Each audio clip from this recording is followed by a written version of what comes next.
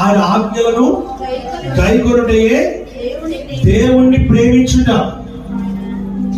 ఆజ్ఞ అతిక్రమమే పాపము. పాపము చేయి ప్రతి వాడు ఆజ్ఞను అతిక్రమిస్తూ ఉన్నాడు. ఆజ్ఞ అతిక్రమించే ప్రతి వాడు కూడా పాపములో ఉన్నాడని దేవుని వాక్యం సెలవిస్తుంది. ఆ పాపమే హవ్వ చేసింది.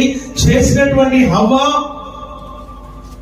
ఈ నరుడు ఏం చేస్తున్నప్పుడు ఇక్కడ హవ్వలో పాపంలో పాలు పంచుకుంటున్నాడా? కాదు. ఆమె తప్పు చేసింది. ఏ తప్పు చేసింది అంటే ఆజ్ఞను అతిక్రమించింది, దేవుని మాటను మీరింది, దేవుని ఆజ్ఞను మీరి చేయకూడని తప్పు ఆమె చేసింది. ఆమె హల్లెలూయా.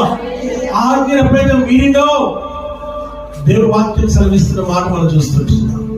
అక్కడే మనకు తెలిసిపోతుంది పాపం అంటే ఆజ్ఞ మీరడం. ఆజ్ఞను మీరడం వల్ల దేవుణ్ణి, ఆజ్ఞను లోబడితే దేవుని ప్రేమించినట్టు, ఆజ్ఞను పాటించకపోతే దేవుని ప్రేమించినట్టు.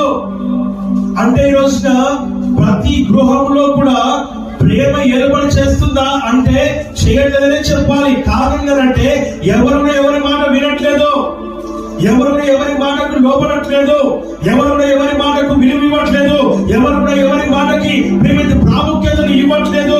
ఒకరి పట్ల ఒకరికి ప్రేమ, అనురాగం అనేది, సమాధానం అనేది, అర్థం చేసుకునే మనస్సు అనేది, హృదయం అనేది కోల్పోయి కోపాలకు, పగలకు, తాపాలకు, ప్రేమ దేని బిడ్డలారా ప్రతిదానికి ఒక చెడు అర్థం తీసుకొని పాపపు ఆలోచన కలిగి చెడు అర్థాలు తీస్తూ కుటుంబాలను, గృహాలను, జీవితాలను పాడు చేసుకునేటువంటి పరిస్థితులకు మనము నెట్టివేయబడుతున్నాం.